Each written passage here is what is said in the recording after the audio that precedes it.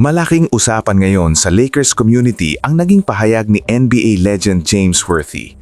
Ayon sa kanya, may malinaw na option si Rob Pelinka para maayos ang kasalukuyang sitwasyon ng roster at hindi ito tungkol sa paghabol agad ng superstar. Para kay Worthy, pwedeng i-trade ng Lakers sina Maxi Kleber, Gabe Vincent at Dalton Knecht kapalit ng draft picks.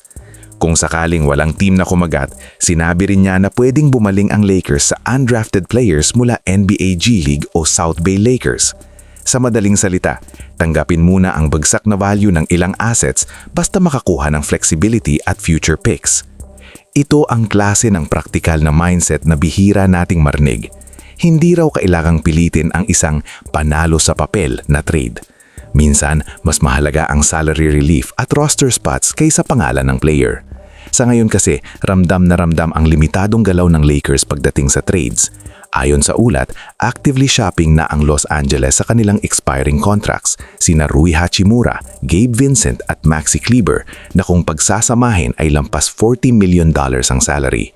Ibig sabihin, malinaw na naghahanap si Pelinka ng paraan para ibalanse ang fit, finances at flexibility.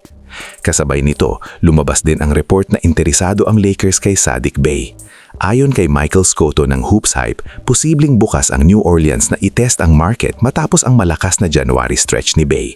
Sa 6'8", swak si Bey sa hinahanap ng Lakers. May laki sa wing, may spacing bilang perimeter shooter at may defensive versatility na kayang makipagsabayan sa iba't ibang matchups. Dagdag pa rito, team-friendly ang kontrata niya. Nasa second year pa lang siya ng 3-year $19 million deal, kumikita ng $6.1 million ngayong season at $6.4 million sa 2026-27. Kung titignan natin ng mas malalim, dito nagiging interesting ang sitwasyon. Hindi lang basta dagdag player ang kailangan ng Lakers.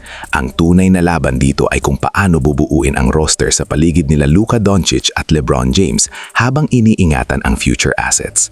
Kapag tinuloy ni Pelinka ang payo ni Worthy at ipinagpalit ang Kleber, Vincent at Knecht para sa picks, parang sinasabi niya na mas mahalaga ang long-term flexibility kaysa short-term patchwork moves. Pero kung itutulak naman ang trade para kay Saddiq Bey, malinaw na win now ang direksyon, isang two-way wing na kayang tumulong agad sa offense at defense.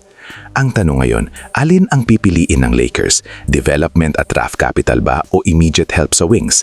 Dahil sa totoo lang, kahit gaano kagaling ang isang player, kung hindi swak sa system at salary structure, mauulit lang ang parehong problema next season. Para sa akin, critical ang mga susunod na linggo. Dito natin makikita kung handa bang magsugal si Pelinka para sa present o mas pipiliin niyang ayusin muna ang pundasyon ng team. At kayo, Lakers Nation, kung kayo ang tatanungin, mas gusto nyo bang i-trade sina Kleber, Vincent at Knecht kapalit ng draft picks at G League prospects o itulak ang trade para kay Saddiq Bey para lumakas agad ang rotation? I-comment nyo sa baba ang opinion nyo, babasahin ko lahat yan.